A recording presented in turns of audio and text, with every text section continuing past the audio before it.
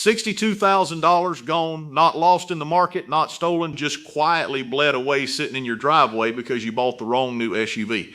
That's what I see cars found when they crunched over 950,000 5-year-old used vehicle sales. Some of the most popular names in American driveways are shedding value at a rate that should make every family with a car payment lose sleep. Today we're counting down 12 of them from bad to absolutely brutal with actual dollar figures, court records, NHTSA documents, and the real world consequences nobody on the dealer's lot is going to put on the window sticker. And I want you to stay with me all the way to number 1 because what's coming at the top of this list has a federal safety document behind it that most owners of these vehicles have never read. Number 12, the Volkswagen Taos. This one looks harmless on paper. It's affordable. It's got a German badge. VW has been marketing it hard to families who want something a little tidier than a Tiguan without the Tiguan's price tag. Here's what the dealer is not going to tell you. A 2026 Volkswagen Taos is projected to depreciate roughly 54% over 5 years according to Car Edge. That means you're buying a car that by year 5 is worth barely $12,000 on an original sticker that started just under $28,000. The bigger issue isn't the depreciation number alone. It's Consumer Reports owner satisfaction data, which ranked the Taos among the lowest rated vehicles for owner satisfaction nearly every year since it launched. The older dual clutch transmission was one of the most complained about features in the segment, with owners describing hard, jerky shifts from the first week of ownership. VW swapped it for a conventional automatic for 2025. It helped the shifting. It didn't fix the resale math.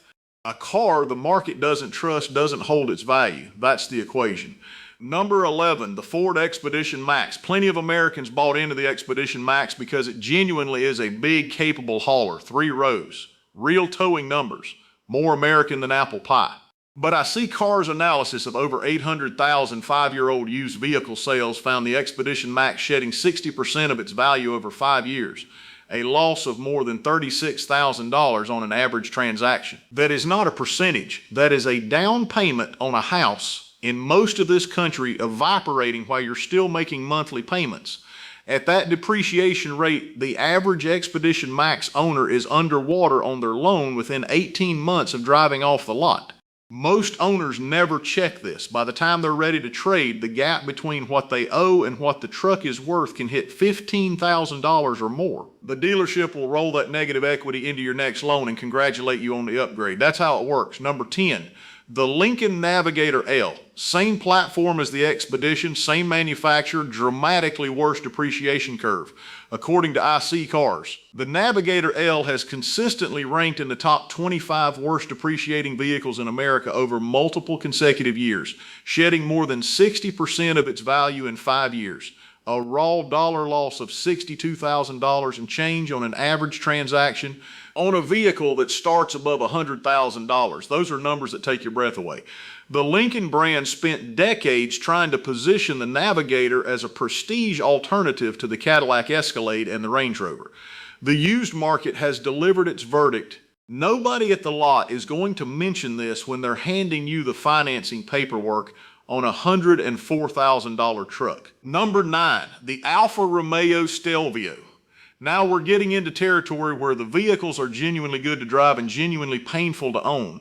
The Stelvio handles like an Italian sports car wearing an SUV costume. Reviewers love it, enthusiasts love it, the used market treats it like an orphan. I see cars peg the Stelvio at a 5-year depreciation rate of nearly 59%. On a base model that sticker prices around $50,000, that's roughly $29,000 gone in 5 years. Here's what the paperwork shows clearly that most buyers never investigate. The Stelvio has a documented history of electrical gremlins, dated infotainment technology, and classic Alfa reliability concerns that show up in both Consumer Reports data and NHTSA owner complaints. When reliability perception is poor, used buyers demand a discount to take on the risk. That discount comes directly out of the previous owner's equity. You are that previous owner the moment you sign. Number 8, the Dodge Hornet. This is where the story goes from depreciation to something more serious. The Dodge Hornet was launched as a budget performance crossover, sharing its platform with the Alfa Romeo Tonale. Sticker prices started around $30,000 and the dealers had high hopes. What actually happened tells a completely different story. By September 2024, the Hornet had the largest inventory buildup of any vehicle on the American market according to CarEdge data, 428 days worth of supply sitting at dealerships. Let that sink in. More than a year of unsold Hornets sitting on lots while dealers discounted harder and harder trying to move them.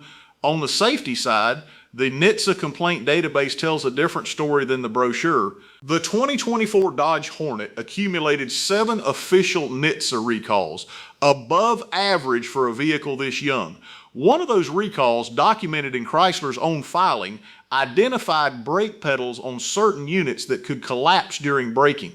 The recall notice stated that if the brake pedal collapses while driving, the driver cannot activate the service brakes, which can cause a vehicle crash without prior warning. The plug-in hybrid version was separately recalled for fire risk from improperly tightened battery cables that could overheat and ignite. Those owners were told to check their vehicles immediately. And on top of all of that, a third recall affected nearly 40,000 Hornets for rear-view cameras that could fail to display an image, a direct federal safety standard violation. 7 recalls, brake pedal collapse, fire risk, rear-view camera failure, and 400 days of inventory sitting on dealer lots. That's not a buying opportunity, that's a warning. Number 7, the Maserati Grecale. If the Hornet is a troubled, affordable crossover, the Maserati Grecale is what happens when a struggling luxury brand tries to sell an $86,000 SUV into a market that has already made up its mind. According to analysis from SlashGear and multiple depreciation tracking sources, the Maserati Grecale loses no less than 91% of its value over 5 years. 91. On a vehicle starting at $86,000, that means the average Grecale is worth under $8,000 by year 5. Maserati's U.S. sales collapsed nearly 60% in 2024 compared to 2023. Dealers in some markets are sitting on Grecales marked down by as much as 43% just to move them off the lot. When you see a brand new Italian luxury SUV discounted 43% from sticker, that's not a sale, that's a branding crisis.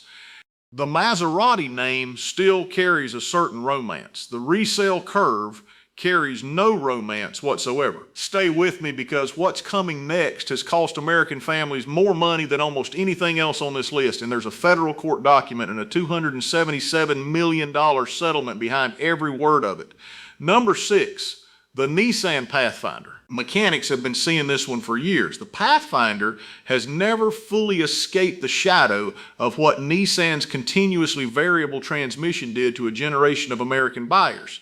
The federal settlement speaks for itself in a class action lawsuit filed as Stringer et al. V. Nissan North America Inc., case number 321-CV00099 in the U.S. District Court, Middle District of Tennessee. Nissan agreed to a settlement totaling $277 million to resolve claims about defective CVTs in 2014 through 2018 Nissan Rogues, 2015 through 2018 Pathfinders, and 2015 through 2018 Infiniti QX60 vehicles. The complaint alleged that Nissan knew through internal testing and warranty claim data that the CVT's belt and pulley system was prone to overheating and premature wear, yet continued selling these vehicles without warning buyers.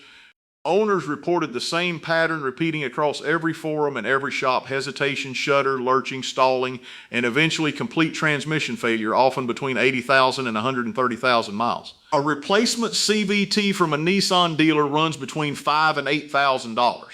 On a vehicle that's already lost a significant chunk of its value, that repair bill can make the car uneconomic to fix.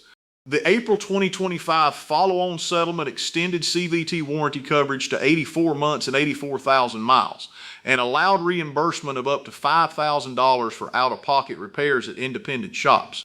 Most current Pathfinder owners in that model year window have no idea that settlement exists.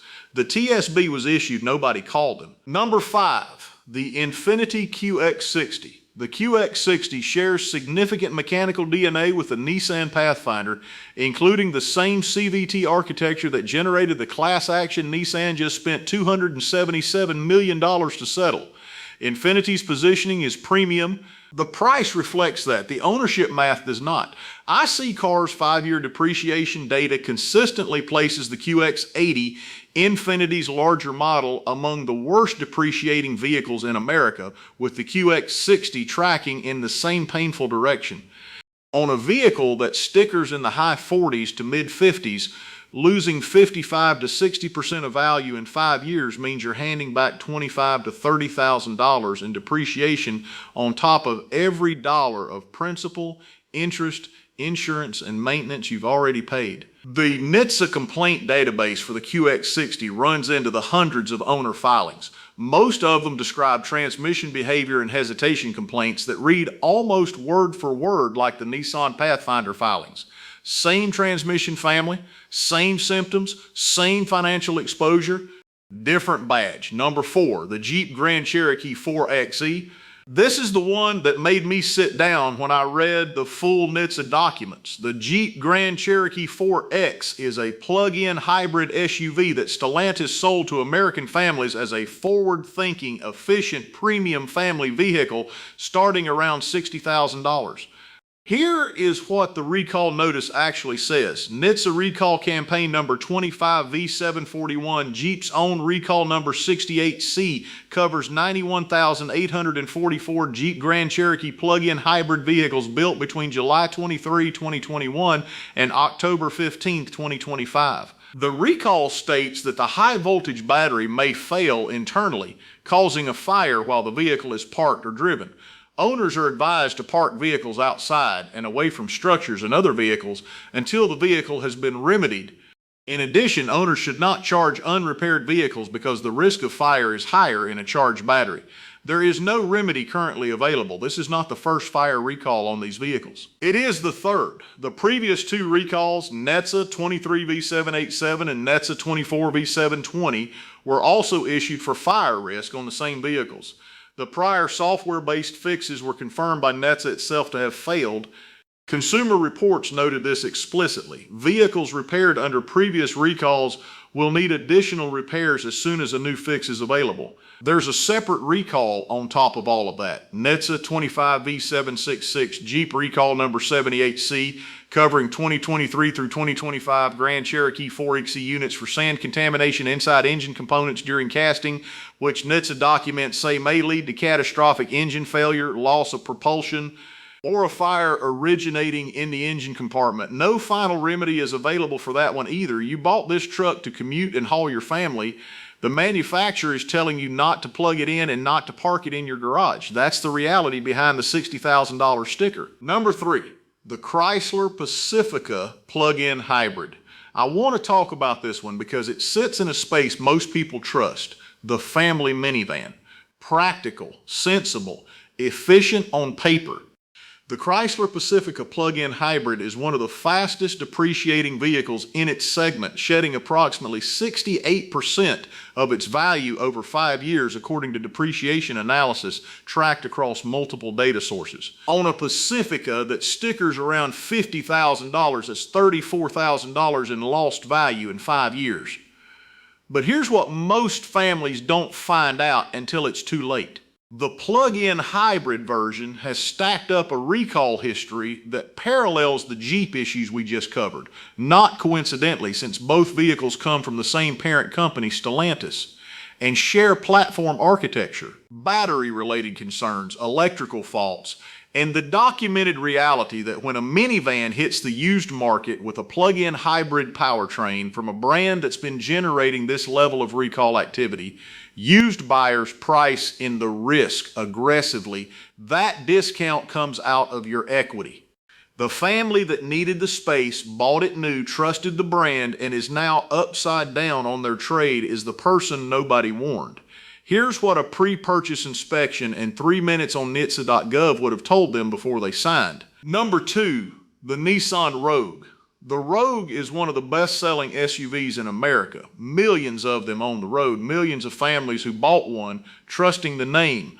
And it sits at number 2 on this list, not because it is the worst engineered vehicle here, it's not, but because the gap between the public reputation and what the federal settlement documents actually revealed is the most jarring on this entire countdown. The Nissan CVT settlement, case number 321CV00099, specifically named the 2014 through 2018 Nissan Rogue as a primary class vehicle alongside the Pathfinder and QX60. The complaint alleged that Nissan knew through internal data that the CVT's design caused hesitation, shuddering, surging, and premature failure, and continued to sell these vehicles without disclosing those known risks to buyers. $277 million later, that's the documented record. But here's the part that matters to you right now if you're shopping a used Rogue in 2026. The warranty extension from the settlement covers CVT components to 84 months and 84,000 miles on eligible vehicles. Most used Rogue buyers don't know that program exists. They don't ask at the dealership. The dealer is not going to volunteer it. If you are buying a used 2014 through 2018 Rogue and the CVT has not been serviced or documented recently, go to the settlement website and check your VIN eligibility before you hand over a single dollar. Up to $5,000 in repair reimbursement may be waiting for you. Most people assume this truck is bulletproof. The court record says otherwise. If you want straight information about what is actually worth your money out there before you spend $30,000 or $40,000 on a used SUV, hit subscribe and turn on notifications. That's exactly what we cover here. Number one, the Jeep Grand Cherokee, full standard gasoline model. And here is the bigger picture I want you to understand. We just covered the 4XE for its fire recall. But I want to be clear that the standard Grand Cherokee belongs here at number one for a different reason entirely. And it's the reason the entire Jeep brand in America is in the position it's in right now. In March 2026, Stellantis recalled more than 80,000 Grand Cherokee SUVs for rear suspensions that could collapse while driving. That recall notice described the risk as a rear coil spring failure that could cause loss of vehicle control. This followed a December 2025 recall of approximately 110,000 hybrid Jeeps for stall and fire risk, and a September 2025 recall of nearly 92,000 Grand Cherokee hybrids for a stall risk caused by a software error. Stack those together across the model line and you have a vehicle that has been recalled repeatedly across its core safety systems, suspension, braking software, drivetrain, and battery in a 12-month window. And here's the financial consequence that ties all of this together. Edmunds' Q1 2026 used car report noted that vehicles with the highest percentage of leases during the IRA incentive period, a category Jeep plug-in hybrids heavily populated, are now flooding the used car market. Current market values have fallen so far below original lease contract buyout prices that drivers can save thousands by simply turning in their vehicles and buying a similar used model at today's lower market values. The dealers know this. The financing managers know this. And when you're sitting across a desk from someone trying to get you into a new Grand Cherokee on top of the negative equity from your last one, the only person in the room who doesn't know the full picture is you. The recall history on the Grand Cherokee is public record on NHTSA.gov. The settlement on the Nissan CVTs is public record. The depreciation curves are published. iSeeCars releases this data every year. None of this is hidden, but nobody on a dealer lot is going to walk you through it. That's why we're having this conversation right now. So there they are, 12 new SUVs that are now worth dramatically less than what American families paid for them. The Volkswagen Taos bleeding value on a brand perception problem. The Ford Expedition Max handing 60% of itself back to the market. The Lincoln Navigator L, $62,000 gone in 5 years. The Alfa Romeo Stelvio with its Italian charm and its Italian reliability baggage. The Dodge Hornet sitting on dealer lots for over a year with a recalled brake pedal and a battery fire history. The Maserati Grecale losing 91% of its value in 5 years while the brand collapses around it. The Nissan Pathfinder tied to a $277 million class action that proved the manufacturer knew. The Infiniti QX60 sharing the same CVT architecture and the same exposure. The Jeep Grand Cherokee 4X told not to park in the garage by its own manufacturer 3 times. The Chrysler Pacifica plug-in hemorrhaging equity while Stellantis manages cascading recall campaigns across its entire lineup. The Nissan Rogue, bestseller, trusted brand, federal settlement anyway, and the standard Grand Cherokee at number 1 with rear suspension, software, stalls, and a fire recall all stacking up inside a 12-month window. None of these vehicles are inherently evil. Some of them are genuinely pleasant to drive. But a car that feels good on Tuesday and costs you $30,000 by Thursday is not a good car purchase. It's an expensive one.